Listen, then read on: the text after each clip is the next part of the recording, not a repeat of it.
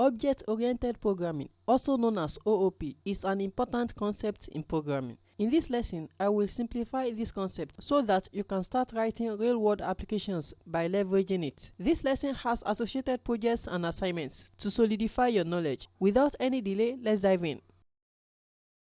Before we move on to fully explain what object-oriented programming entails and the problems it solves, let's create one or two real-life scenarios. Suppose you are building an application like Facebook and you need to represent different users on the platform. One approach might be to create variables to uniquely identify users on the platform. So we can use this set of variables to represent a particular user, which is the first user. User1 underscore email, user1 underscore username, user1 underscore date of birth. This information is for a particular user on the system. Aside from having basic information as we've listed, users on the platform have certain actions they can perform. This could include a user creating a post, changing a password, and so on. So we could represent these actions with functions. Remember that functions in programming perform specific actions. So we are going to say def, which is for defining a function. User1 create post, print first post. Now suppose we want to represent another user on the platform. We would just need to do as we did earlier. We are going to create a new set of variables and functions. User2 email, user2 username, date of birth. User2 create post to represent the second user creating a post. The problem with this approach is that it is not efficient. If we have multiple users in the system, repeating this same process is not efficient or scalable. Rather than repeating these similar pieces of code, what if we have our own defined structure or template for creating any users on the system? After all users have the same information and the same actions, such as creating a post. Our own defined structure, template, or blueprint for creating real users on the platform is called a class, while the actual users that we create using this blueprint are called objects. In object-oriented programming, everything is seen as an object created from a template or blueprint known as a class. I hope you now understand what a class and an object mean. We've only used a user as an example, but this same idea can be applied to anything. For instance, you might want to represent products that you are selling. You can simply create a blueprint for products so that any real product you want to create would then use the blueprint. Alright, we've talked about classes and objects, but how do we represent them in programming? To create a blueprint which is the same as a class, you just need to use the class keyword and specify the name of the class. In our case, let's call it user, class, user, followed by a colon, then press enter. The convention when naming a class is that the name should start with an uppercase letter. If you need to use more than one word, then you can follow Pascal case naming convention. How do we create the real users based on these blueprints? Remember that the real users you create from a blueprint are called objects. To create an object from a class, you need to mention the name of the class, user, followed by parentheses, similar to when calling a function. I'm going to assign this object to a new variable, user1 equals. So you can create as many users as needed. User2 equals user. We are using the user blueprint, which is a class, to create real objects. So you can create as many user objects as you want from a single class. You see, the objects you create are also called instances, signifying an instance of a class. I hope you understand. That's why the process of creating an object from a class is also referred to as instantiation. Now you may want to ask how users would exist on the platform without basic details or information such as email, username, and so on.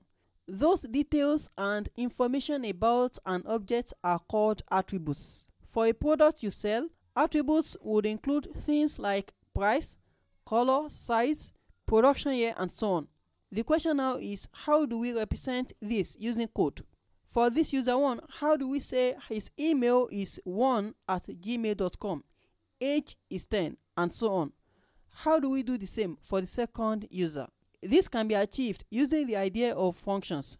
It works by passing those pieces of information to each individual object, just as you do when calling a function. For the first user, we can say the email is 1@gmail.com and the age is 10. For the second user, let's say the email is 2@gmail.com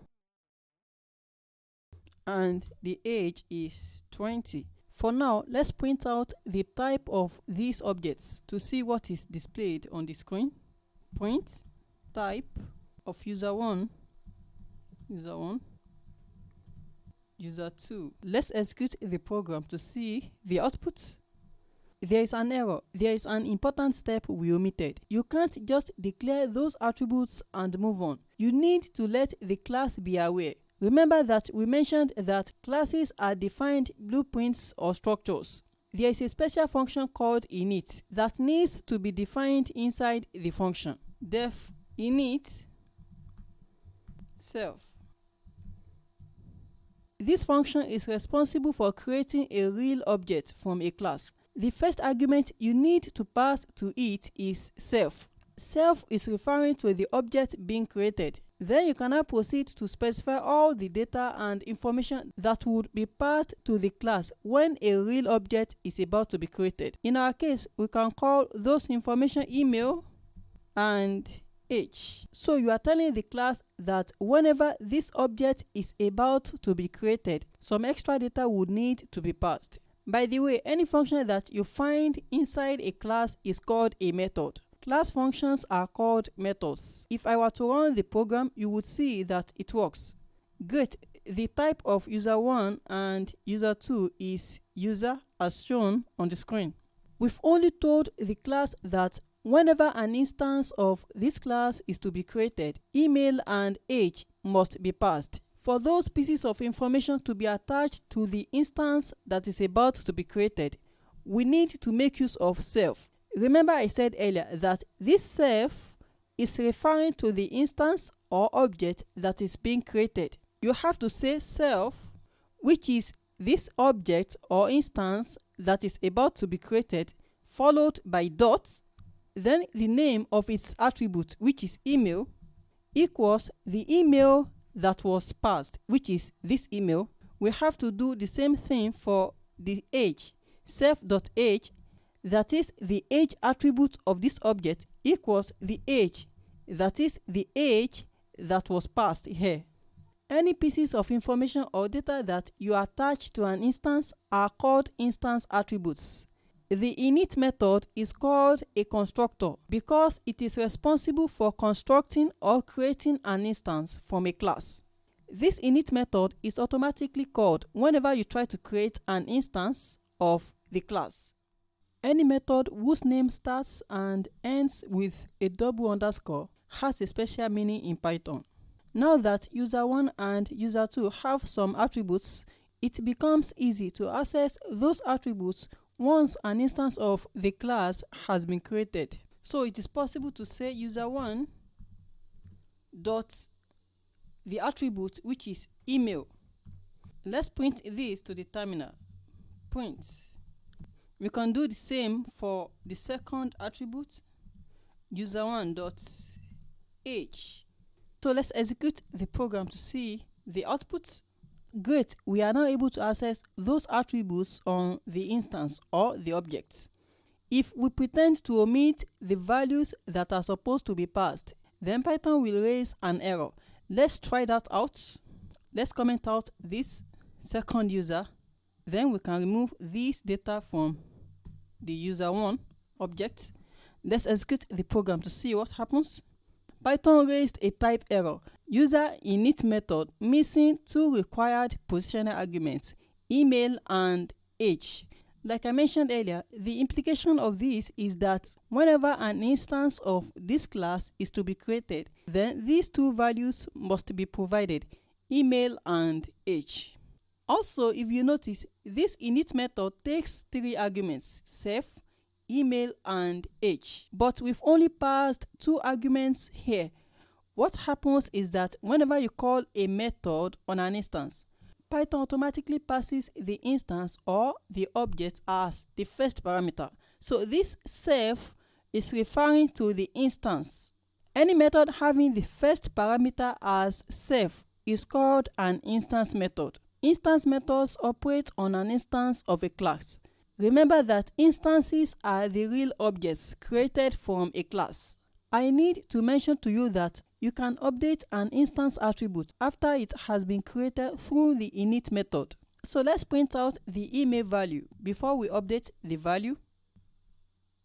Before update user1.email. Now let's update the email attribute on user1. User1, we need to mention the name of the object, user1.email equals a new value. Let's call it 3@gmail.com. Let's print out the value after the update. After update, user1.email. Let's execute the program to see the output. Great, it works. We have been able to update the email attribute on user1 after it has been created using the init method. The risky part about this is that you can even add a new attribute that does not conform to the structure you've defined in the class. Let's add a new attribute different from email and age to the user object. User1.price equals 100. Can you see what we are doing on this line? We are going against the defined structure. Price is not part of the initial attribute we want when creating a user. Imagine someone comes to the platform and adds unsuitable attributes such as price to a user. Then there is a problem. So let's print out the value of price. Print user1.price. Let's execute the program to see the output. As you can see, it works. We are able to set a new attribute on user, and we are also able to retrieve that attribute from the user, user1.price. Later on, we are going to explore how these kinds of actions can be prevented. Now we are able to associate data, also known as attributes, to an instance of a class. Instances or objects don't only possess attributes, but they also have actions they can perform. For example, a user can create a post, change a password, and so on.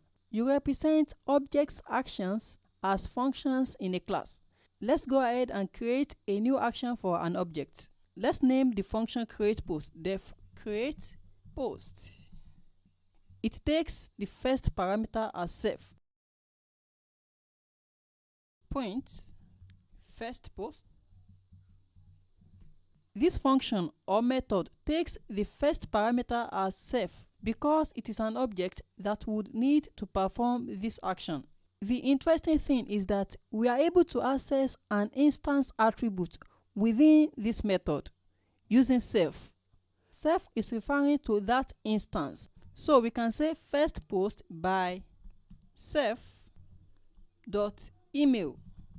Let's make use of f strings.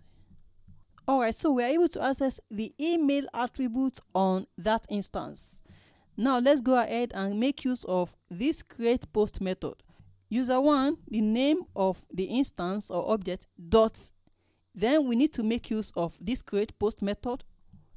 We need to call the createPost method on the user instance.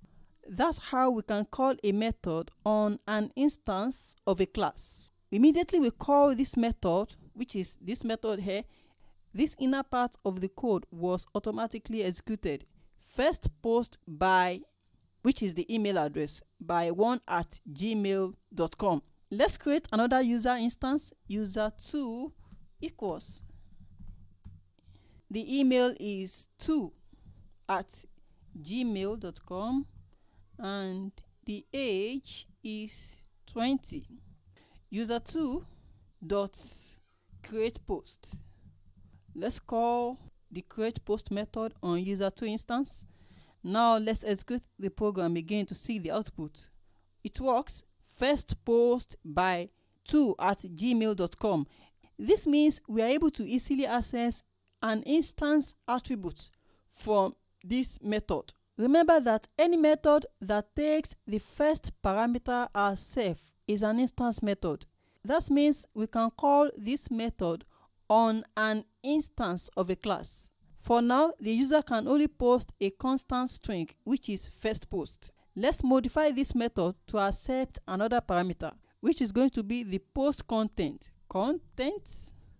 So we cannot make use of the content in the create post method. That means whenever we want to call the create post method, we must pass the contents. Let's say hello world. For the second, hi there. Alright, let's execute the program again to see what happens. It works. Hello world by 1@gmail.com, hi there by 2@gmail.com.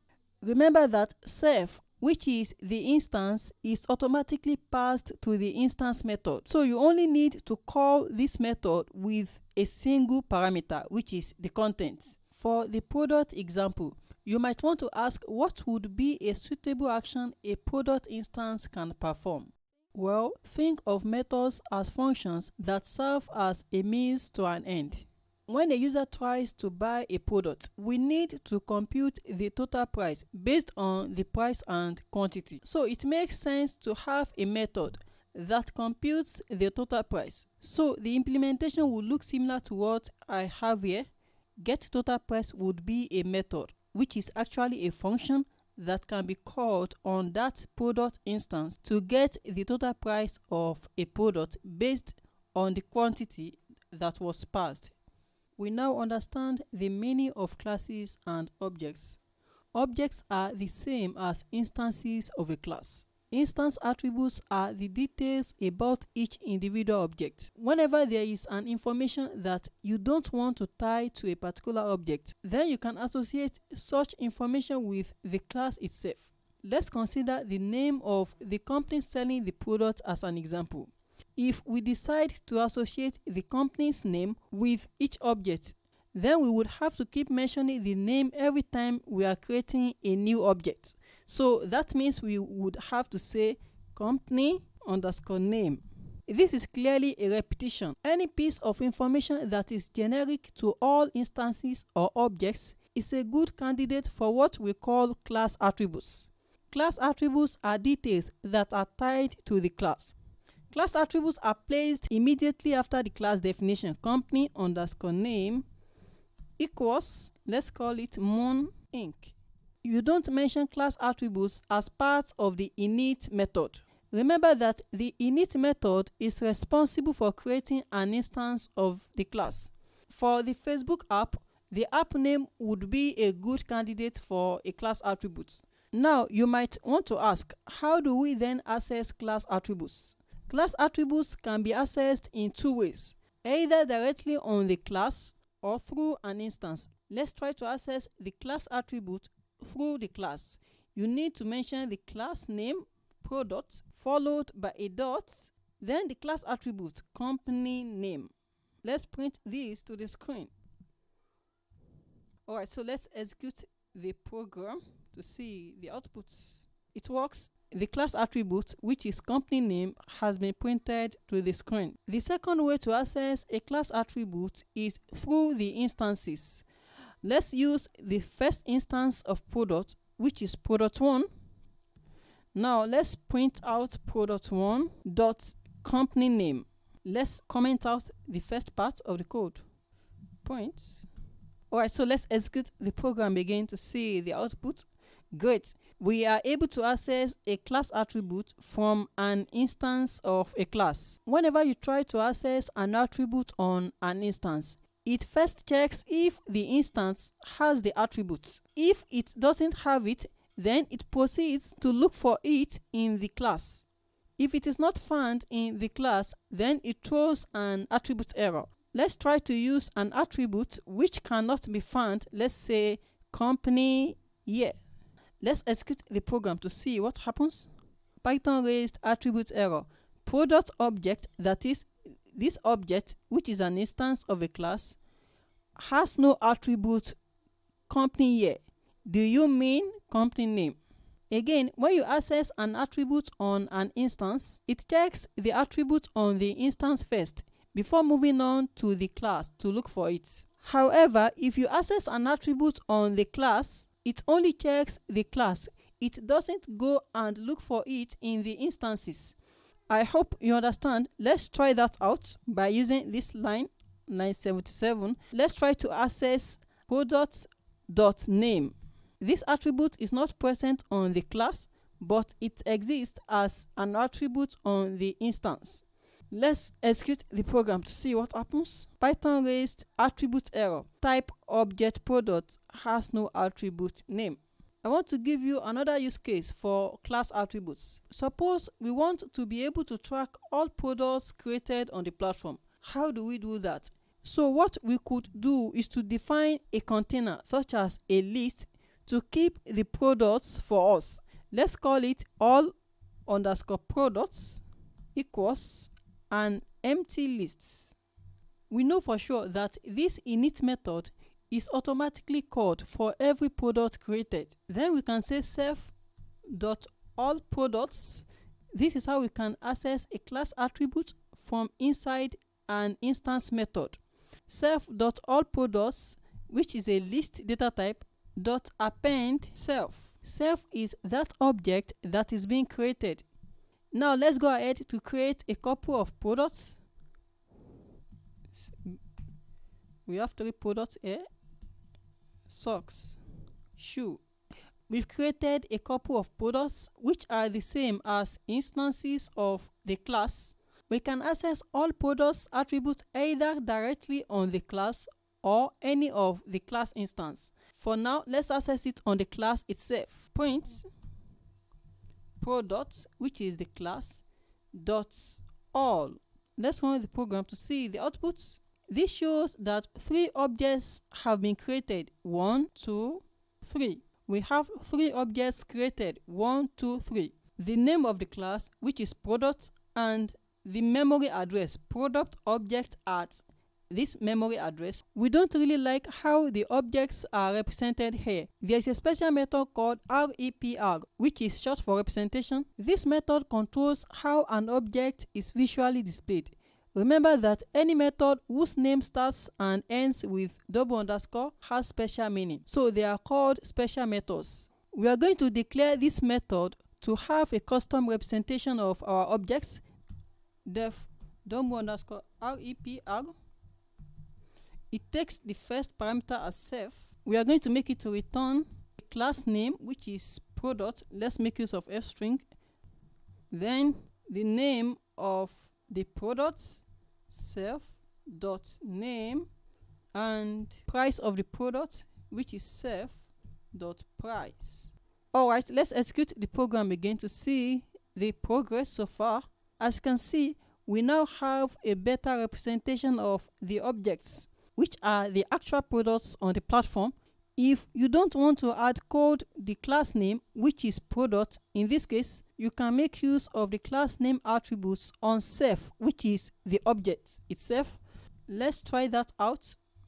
So we are going to say self._class._name, which is the name of the class of the object. Let's comment out this first part of the code. Alright, let's execute the program again. Great, we have the same results. Alright friends, we've discussed class attributes.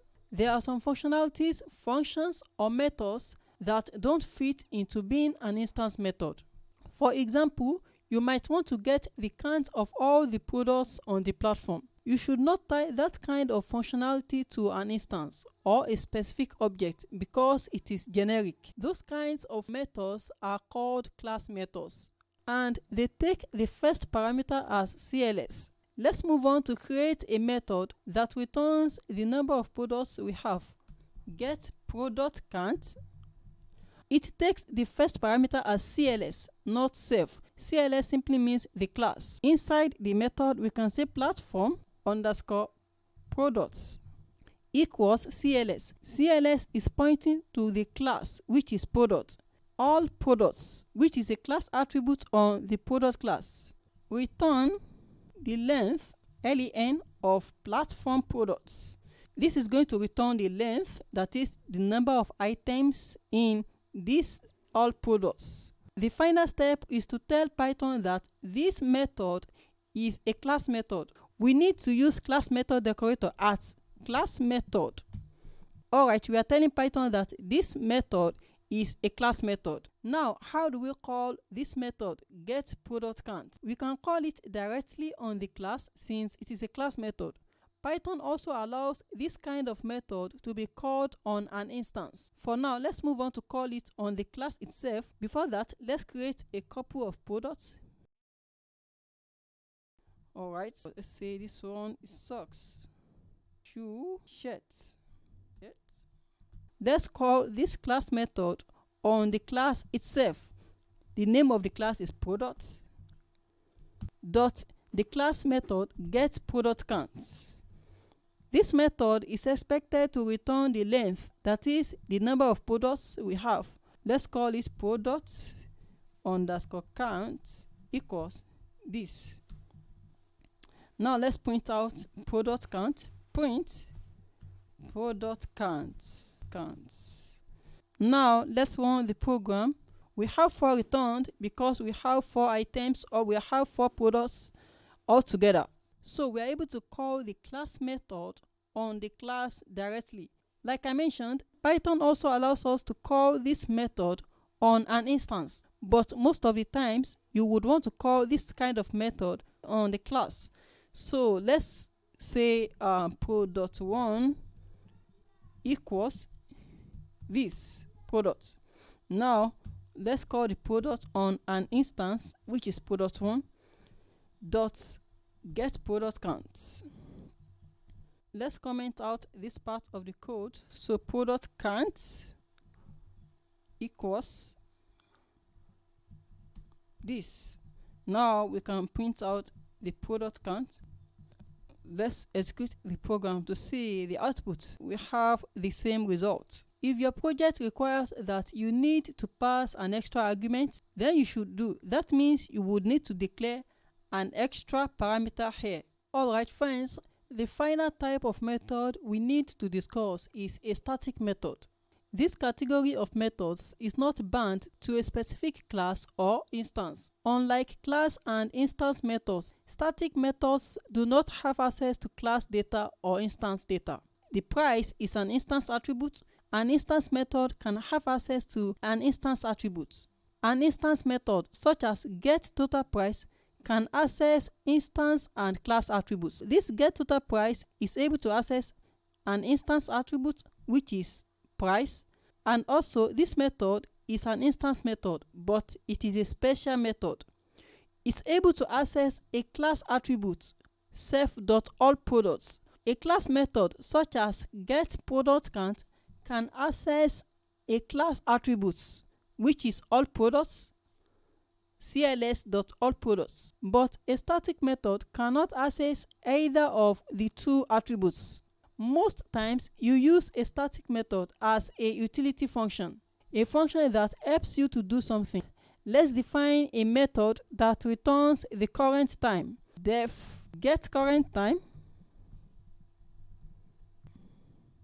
It doesn't take self or CLS as the first parameter.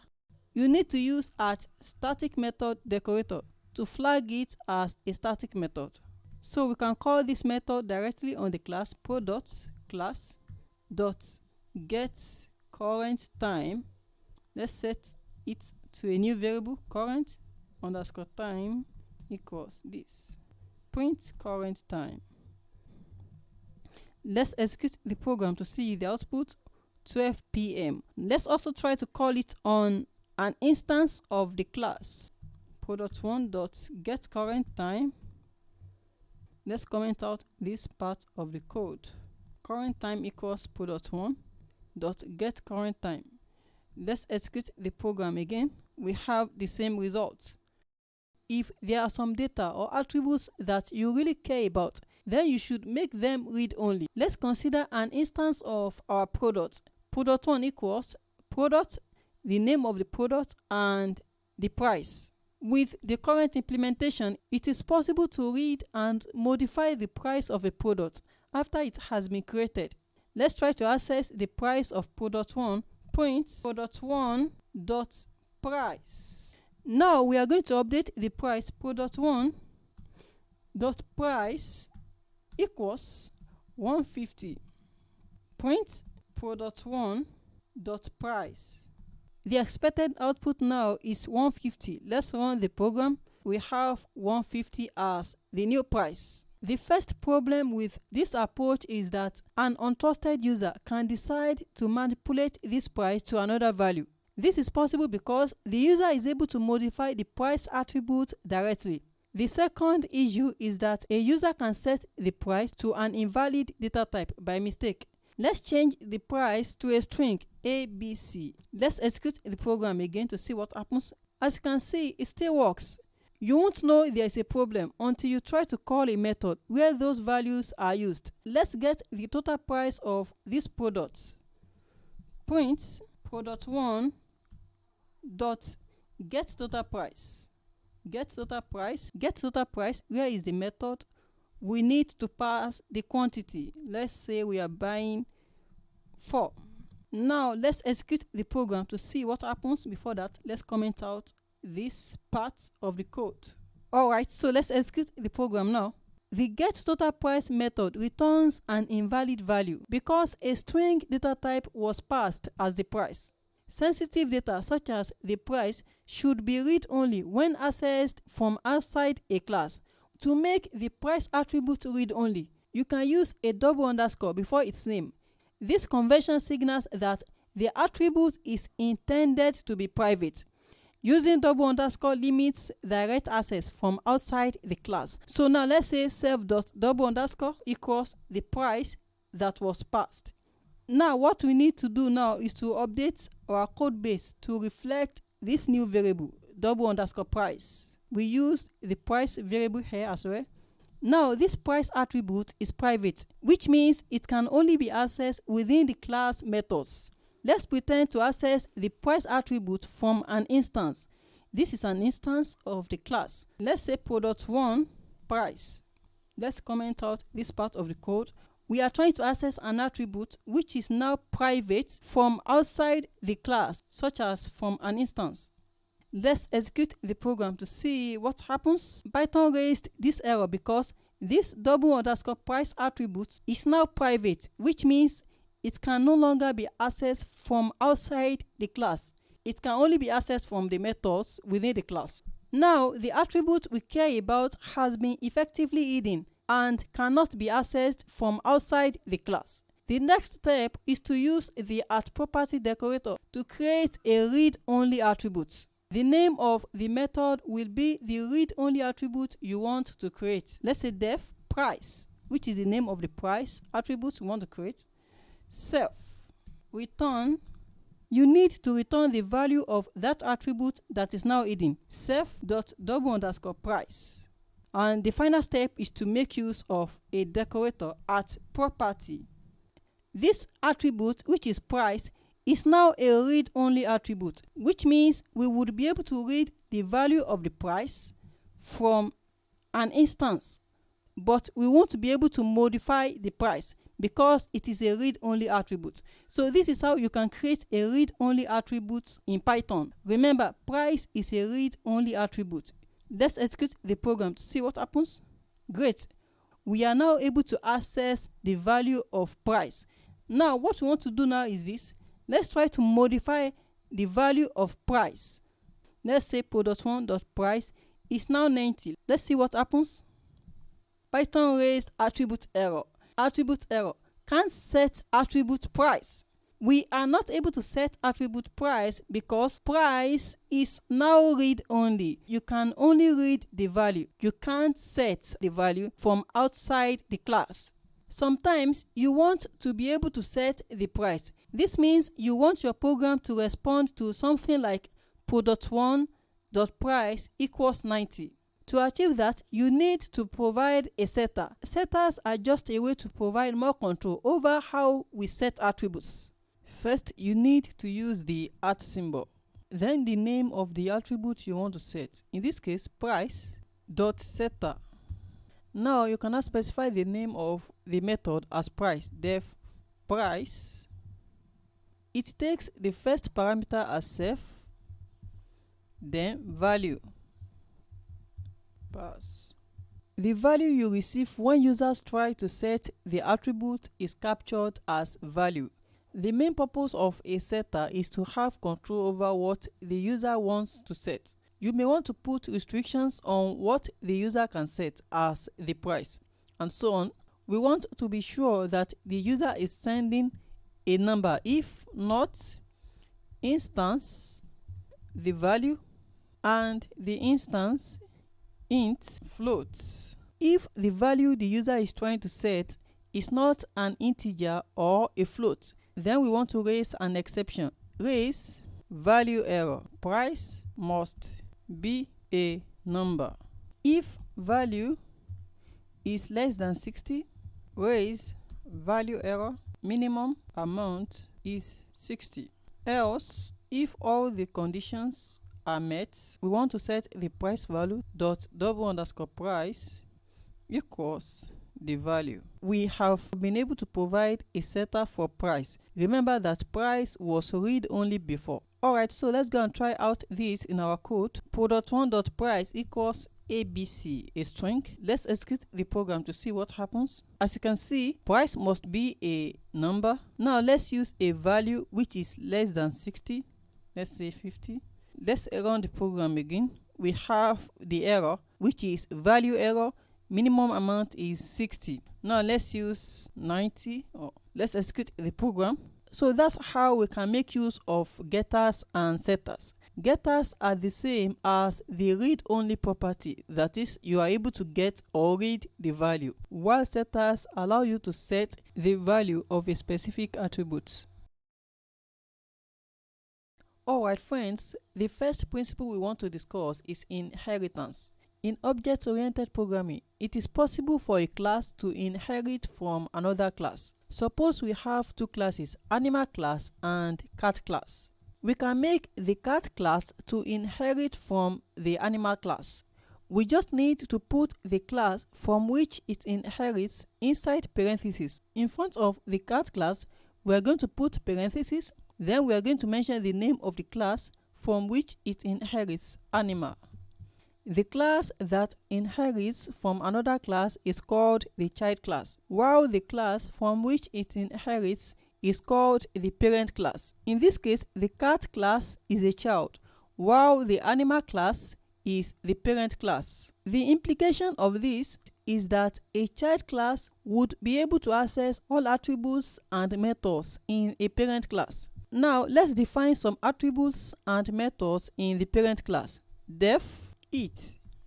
It takes the first parameter as self because it is an instance method. Print animal is eating. Let's define another method, def move. The first parameter as self, print animal is moving. Now let's go and create an instance of the cat class. Cat1 equals cats. Cat1 dot. Whenever you call a method on the cat instance or try to access an attribute, it first checks the cat class to see if they are declared. If they are declared in the cat class, everything works fine. If they are not declared, it will go up to look for them in the parent class. Let's call the it method on a cat instance, cat1 dot it.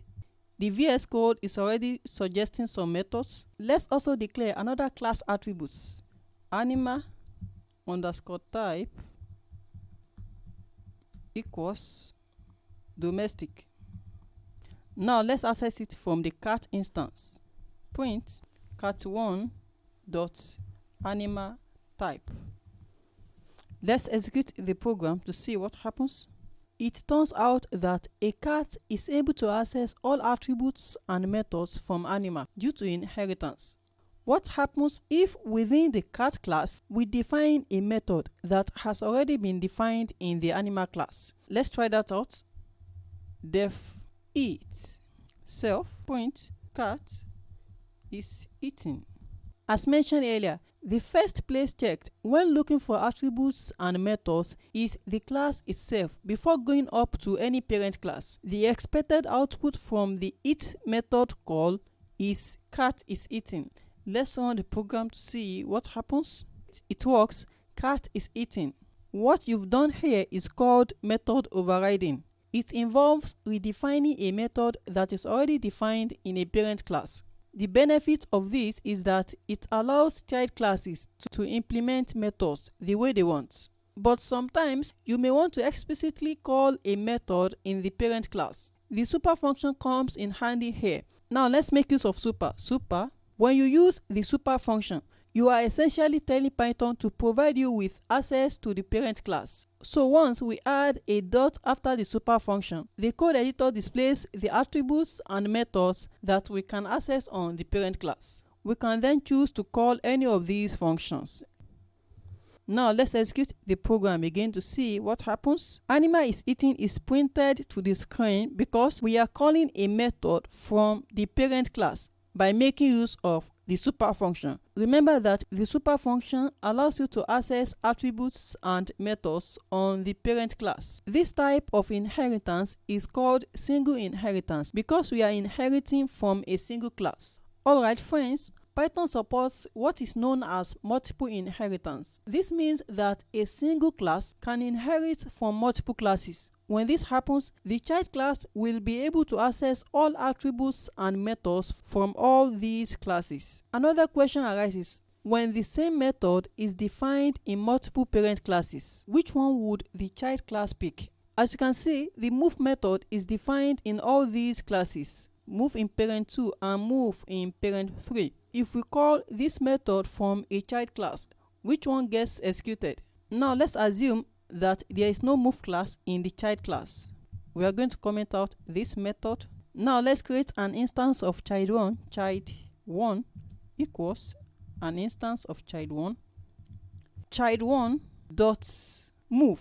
We have this move method defined in all the classes: parent 2, parent 1 and parent 3. The answer to this question is provided by what we call method resolution order, MRO. Methods are searched from bottom to top and from left to right. Bottom to top means that a method is first searched in a child class before moving up to a parent class. Left to right indicates that it traverses from left to right when searching in parent classes. Now if I were to run this program, the expected output would be parent2 move. The move method cannot be found in the child class.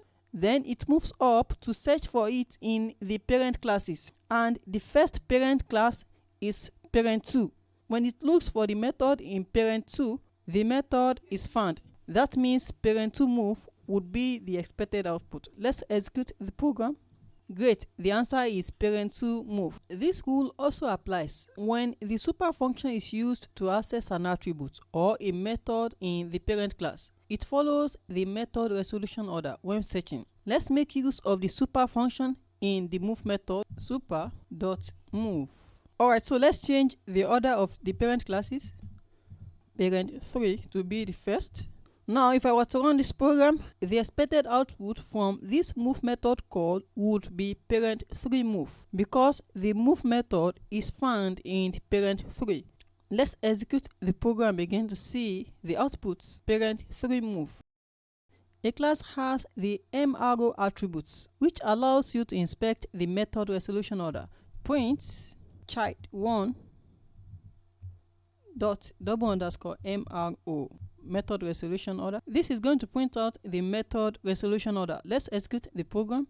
As you can see, the first class is child1, followed by child3, 2, 1, and finally objects. Let's put parent1 to come first. Parent1.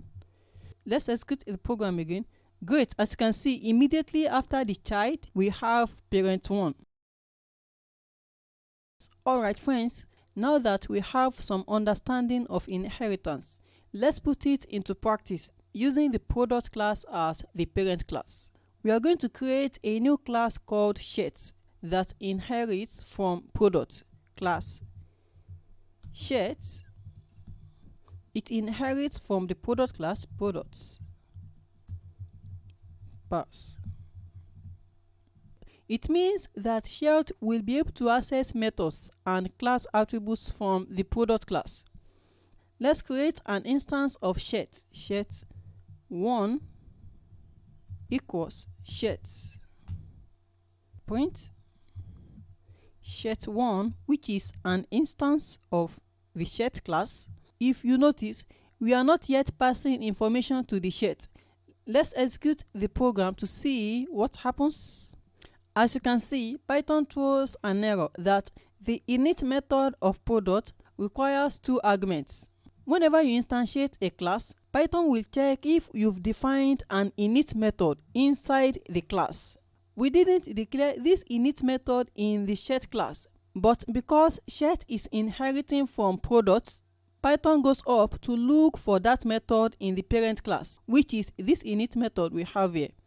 As soon as Python sees this init method, it calls it, but the needed arguments, which are name and price, could not be found. To resolve this error, what we can do is to create an init method in the shirt class that takes the needed argument as parameter. Let's define the init method in shirt. Def init self, it takes the first parameter as self. Then we want the name to be passed as well as the price. This means whenever we want to instantiate this shirt, we must provide the value of name and price. So now let's make use of the super function. This super function returns the parent class super.init. We want to call the init method on the super function. Remember that this init method is pointing to the init method in the parent class, which is the init method in product. The init method in product takes name and price. So we are going to pass the name and the price. You don't need to pass self. Self is the actual instance you are trying to create, and it is automatically passed. Now let's go ahead and run the program again. I forgot to pass the name attribute and the price to the shirts. 20.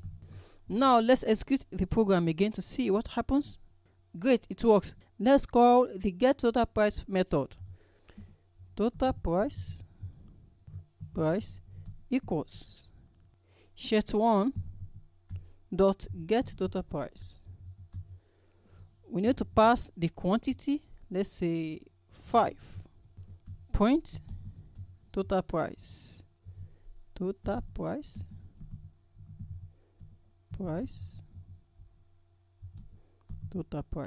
Alright, let's execute the program to see the output. Great, it works. Total price is 100.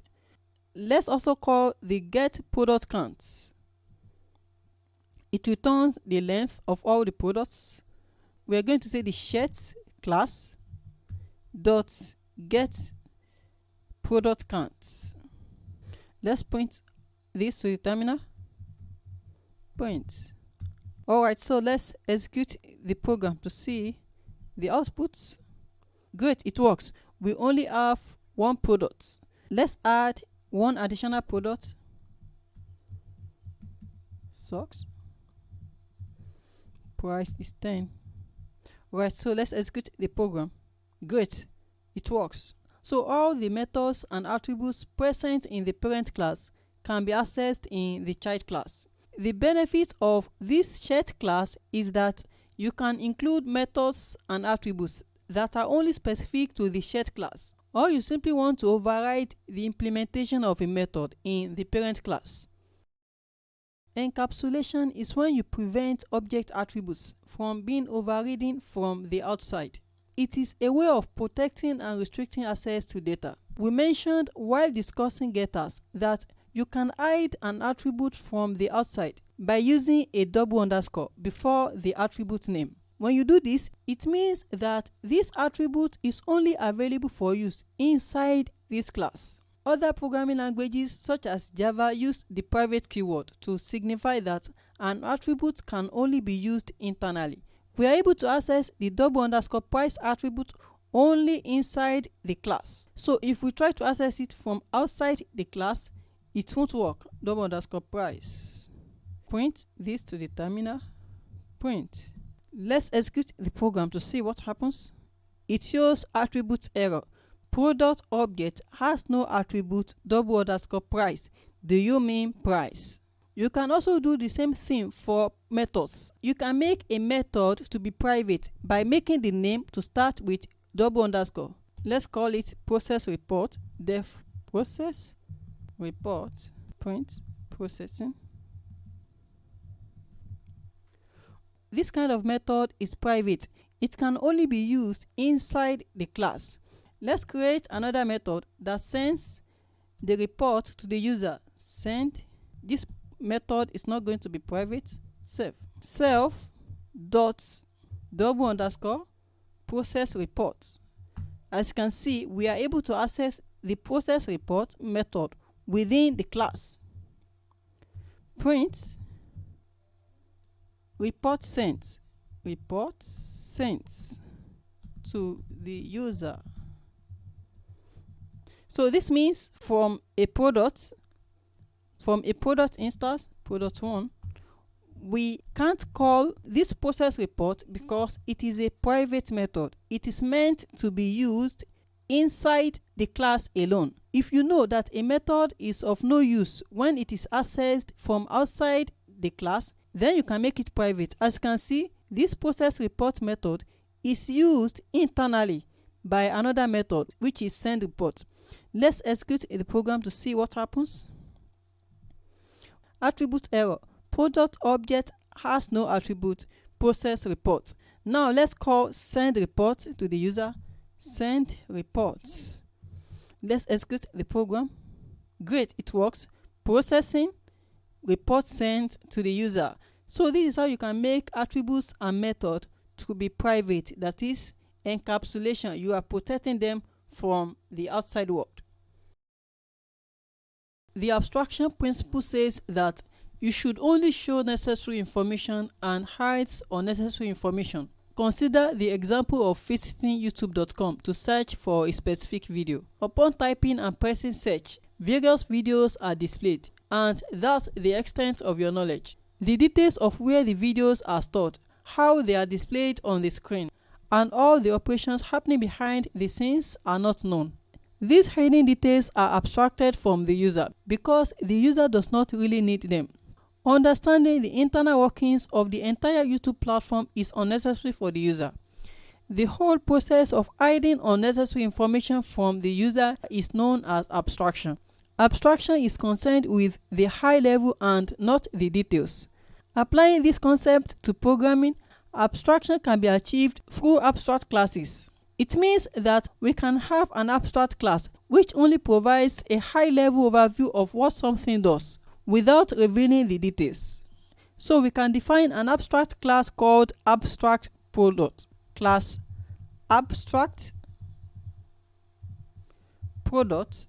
This class needs to inherit from ABC for it to be an abstract class. We need to import ABC from ABC, import ABC, and abstract method.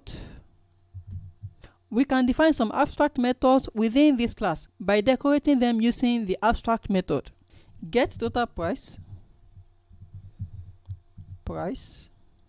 self, pass. We need to decorate it with abstract method at abstract method to make it an abstract method. Abstract classes do not reveal implementation details. An abstract class is only showing a high level of the methods in a product. Every class inheriting from these abstract products must implement this method. Now let's create a product class that inherits from the abstract class. Class product. It inherits from abstract product class. Def get total price, print price is 50 naira. Let's go ahead to instantiate the product class. Product 1 equals product. So now we can easily call the method on the instance product 1 dot. Let's execute the program to see the output. It works. Total price is 50 naira. Abstract classes are meant to be subclassed. Let's create another product. Product 2 abstract product. an instance of abstract products. Let's execute this program to see what happens. Python raised a type error. Can't instantiate abstract class, abstract product. So we are not meant to instantiate an abstract class. Any class inheriting from an abstract class must implement the abstract methods declared in the abstract class. Let's decide to omit the getTotalPrice. So now let's try to instantiate product1. Let's execute the program. Python raised an error. Any class inheriting from the abstract class must implement the abstract method. Remember that the abstract method is just a high level. It doesn't provide the implementation. I hope you now understand the meaning of abstraction. Polymorphism is the ability of an entity to have multiple forms, depending on the context which it is used. First, let's take a look at the len function in Python. The len function behaves differently depending on the context which it is used. With a string data type, it returns the number of characters in the string. For a list data type, it returns the number of items in the list. Let's execute this program to see the output: 3 characters and 5 items in the list. A function is said to be polymorphic when it behaves differently in different scenarios. This len function is polymorphic because it behaves differently in different contexts. Similar to function polymorphism, operator polymorphism is when an operator behaves differently depending on the context it is used. When you use the plus sign on strings, it performs string concatenation. Meanwhile, when it is used on numbers, it performs summation. This behavior is known as operator polymorphism. If you want your custom object to respond to plus, minus, and so on, then you need this set of special methods to be defined in your class. domo_sub and so on. Some programming languages allow you to have 2 or more methods with the same name but different arguments. In those programming languages, the implementation would look similar to what we have here. You would have multiple methods with the same name. Python does not support this exact behavior. So whenever you call the method, it picks the one where the arguments match. For example, if you call the sum method with 2 arguments as integers, then the first method would be executed. If 3 arguments are passed as integers, then the second method would be executed. Python does not support having multiple methods with the same name but different arguments. However, you can achieve a similar behavior using default values. Let's create a method with a default value A, B, C, and a default value of C, none. If you call this method with just A and B, it works because you have provided a default value for C. When C is provided, then this default value is not used. Another kind of polymorphism is method overriding. A child class inheriting from a parent class is able to override or redefine an already defined method in the parent class. This process allows a single method to have different behavior. We've discussed method overriding in detail. Make sure to check it out. If you enjoyed this video, make sure to give it a thumbs up. For more practice questions, be sure to check the description below. Subscribe, like, and comment. Thanks.